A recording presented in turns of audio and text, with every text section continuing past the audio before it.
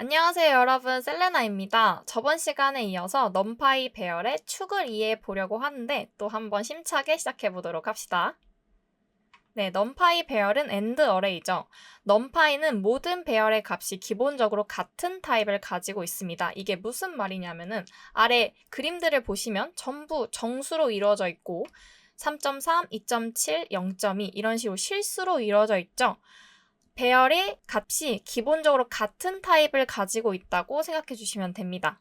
네, 넘파이에서는 각 차원을 축이라고 표현을 해주는데 한번 그림을 보면서 더 이해해 보도록 할게요. 1차원 배열 그림이 그려져 있습니다. 엑시스는 제로부터 시작을 하고요. 1, 0, 3, 5 정수로 이루어져 있죠. 그리고 요소의 개수는 이렇게 쉐이프로 나타나게 되는데 가로 열고 4, 콤마 가로 닫아줍니다. 이게 1차원 배열의 크기를 나타내는 거고 축은 이때 S0부터 시작한다. 여기까지 따라오고 계시죠? 그리고 이런 크기 같은 경우는 저희가 아래쪽에서 좀 더 자세하게 배울 거니까 지금은 제 흐름에 따라서 따라와 주시면 됩니다. 네, 2차원 배열 한번 배워보도록 하겠습니다. 2차원 배열 같은 경우는 엑시스 제로, 엑시스 1 이런 식으로 축이 두 개로 이루어져 있겠죠? 쉐이프 같은 경우는 2,4인데요. 한번 볼게요. 엑시스 제로는 요소가 두 개로 이루어져 있고요. 엑시스 1은 총 4개로 이루어져 있습니다. 앞에 1차원 배열과 다르게 여긴 실수로 이루어져 있네요. 저희 아까 넘파이는 모든 배열의 값이 기본적으로 같은 타입이다 라고 했던 거 그림 보면 이해하실 수 있을 거라고 생각이 듭니다. 다음은 3차원 배열 볼게요. 네, 3차원 배열 같은 경우는 지금 쉐이프가 4, 3인데요. 한번 보겠습니다.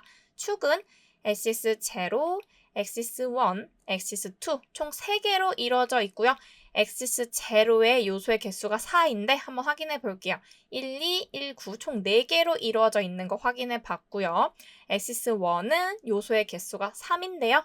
하나, 둘, 셋, 9, 6, 9로 이루어져 있죠. X2 같은 경우는 총 2개의 요소로 이루어져 있는데 9와 8입니다. 이런 식으로 요소의 개수에 따라서 이 차원의 크기가 결정된다는 것까지 한번 배워봤는데요. 근데 그림을 보고는 이 축이라는 개념을 조금 이해하기 어렵다는 이야기가 많습니다. 그래서 저희는 직접 코드를 보고 자세하게 배워보도록 할게요. 한번 배워보겠습니다. 넘파이의 축 번호는 왜 그럴까? 이건 저희 책에 똑같이 나와 있는 부분을 제가 캡처 떠서 코드에 넣어놨어요. 그래서 한번 같이 보면서 이해해 보도록 할게요. 축 번호가 매겨지는 과정. 사실 축 번호가 매겨지는 과정은 그림이 아니라 코드를 봐야 하는데요. 2차원 배열의 코드 결과값의 축을 표시해 봤어요. 한번 같이 이해해 보도록 하겠습니다. 네, import numpy as np라고 해서 저희 numpy 라이벌 불러와 줬고요. np.array 함수 불러와 줬어요. 가로 열고 안에 2차원 파이썬 리스트 넣어줬네요. 출력하니까 2차원 numpy 배열 출력되죠? 이때 이거를 가지고 제가 한번 설명해 드리도록 하겠습니다. 네, 제가 앞서서 한번 설명해 드린 적이 있는데 대괄호의 개수로 저희가 이 몇 차원인지 알 수 있다고 말씀을 드렸어요. 지금 대괄호가 2개죠. 그래서 지금 2차원을 나타내고 있구나까지 알 수 있습니다. 네, 그러면 자세히 한번 설명해 드리도록 하겠습니다. 지금 1차원 배열이 2개 포함된 형태죠. 여기 1차원 배열이 2개 포함된 형태이고 여기서 축의 번호를 어떻게 매기는지 한번 볼게요. 저희가 위에서 이렇게 x0, x1, x0, 1, 2 이런 식으로 순서를 어떻게 매기는지 알려드리도록 할게요. 네, 먼저 축의 번호는 바깥쪽부터 안쪽으로 이뤄집니다. 이 바깥쪽 대괄호가 먼저 x0가 되고요. 그리고 안쪽으로 들어오는 이 두 번째 있는 대괄호가 x1을 나타냅니다. 다시 한번 축의 번호는요. 바깥쪽에서 안쪽으로 이루어진다는 거 코드를 보고 이해하셔야 해요. 그림을 보고 하면 어렵기 때문에. 그래서 결과를 보면은 이 첫 번째 대괄호가요. x0고요. 두 번째 대괄호가요. 이렇게겠죠? x1을 나타낸다는 거. 여기까지 따라오실 수 있죠? 네, 다음 또 보겠습니다. 그러면 이 요소의 개수를 한번 볼게요. 저희가 이 순서를 매기는 건 이해를 했어요. 그러면 이 각각 이 크기를 구할 때 몇 개씩 요소가 들어가 있는지 한번 보겠습니다. 먼저 첫 번째 엑시스 제로의 요소는 여기 대괄호 안에 들어가 있는 이 첫 번째 대괄호 안에 들어간 요소를 보시면 돼요. 하나, 둘 이렇게 해서 S0의 요소의 개수는 2입니다. 여기까지 따라오셨죠? 그리고 SS1의 요소의 개수를 구해볼 건데 하나, 두 칸 들어왔어요. 그리고 안에 들어간 요소의 개수를 세시면 돼요. 하나, 둘, 셋 해서 SS1의 요소의 개수는 3이 됩니다. 한마디로 이건 지금 2차원 배열이기 때문에 행은 2개, 열은 3개인 2행 3열의 2차원 배열이라고 생각해 주시면 됩니다. 여기까지 따라오실 수 있으시죠? 좋습니다. 또 넘어가 볼게요. 이번에 3차원 배열로 좀 더 딥하게 배워보도록 할게요. 여기서 아직 이해가 안 되시는 분들은 다시 한번 복습한다는 마음으로 따라와 주세요. 네, 그러면 다음으로 3차원 배열에서 축번호를 매기는 순서를 보도록 하겠습니다. 네, import numpy as mp라고 해서 저희 라이브러리 불러와 줬고요. mp.array 함수 가지고 와서 그 안에 python list로 3차원을 넣어줬어요. 그래서 출력을 해보니까 이번에 한번 대괄호 한번 볼게요. 대괄호가 총 3개로 시작이 되죠. 이럼 제가 뭐라고 했죠? 3차원 배열이라고 말씀을 드렸습니다. 그리고 똑같이 3차원도 2차원과 동일하게 축의 번호는 바깥쪽부터 안쪽으로 매기게 되는 거예요. 그래서 이 바깥쪽 대괄호가 S0, 두 번째 대괄호가 S1, 세 번째 대괄호가 S2가 됩니다. 여기까지 따라오시죠. 제가 색깔도 구분을 해놔서 쉽게 좀 더 따라오실 수 있으실 것 같고요.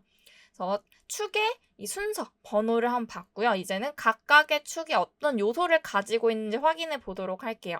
네, 먼저 대괄호 첫 번째가 뭐죠? x0입니다. 이 요소들을 보기 위해서는 이 대괄호 하나 안에 들어가 있는 요소를 볼 거예요. 그 중에 첫 번째가 요거죠? x0의 첫 번째 요소, 그리고 이 대괄호 안에 들어가 있는 두 번째 요소, 세 번째 요소, 네 번째 요소로 보시면 됩니다. 이게 콤마로 구분이 되어 있어요. 그래서 콤마를 기준으로 이 대괄호 안에 첫 번째, 두 번째, 세 번째, 네 번째로 이해해 주시면 됩니다. 여기까지 따라오셨죠? 또 넘어가 볼게요. 이번에는 SS1에 대한 요소의 개수를 구해 볼 거예요. 네, SS1에 대한 요소는요, 대괄호 2개 들어와서 콤마가 하나예요. 그러면은 요소 하나, 요소 2개 해서 SS1은 요소가 총 2개다라고 생각해 주시면 되고요. 그리고 이번엔 마지막 SS2에 대한 요소의 개수를 구할 건데 대괄호 하나, 둘, 3개를 들어옵니다. 그럼 이 대괄호 안에 들어가 있는 요소의 개수를 봐야 되는데 콤마가 총 2개죠? 그러면 하나, 둘, 셋 해서 각각의 요소는 총 3개, SS2는 3개의 요소를 가지고 있다. 여기까지 따라와 봤습니다. 네, 그럼 한 번 더 이해해 보도록 하겠습니다.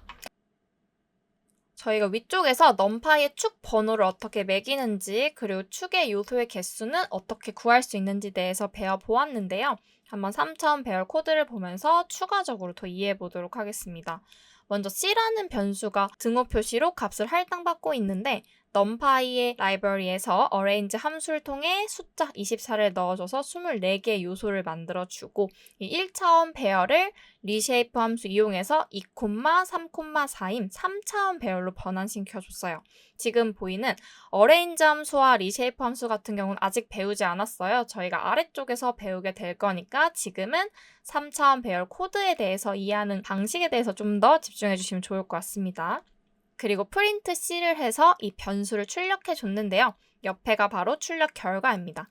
3,4 크기에 2차원 배열이 2개 출력된 형식이다. 이게 바로 3차원 배열이 출력된 형식인데 한번 무슨 말인지 좀 더 이해해 보도록 하겠습니다. 대괄호가 3개일 때는 3차원이라고 제가 말씀을 드렸었죠. 대괄호 첫 번째는 x0, 여기서부터 여기까지죠. 그래서 안에 요소가 하나, 2개가 들어가 있는 거 확인해 볼 수 있고요. 그러나 대괄호가 2개일 때는 x1이죠. 그래서 여기랑 여기, 또 여기랑 여기입니다. 그래서 안에 요소의 개수를 볼게요. 하나, 둘, 셋 해서 x1의 요소의 개수는 3이고요. 그리고 마지막 하나, 둘, 세 번째죠.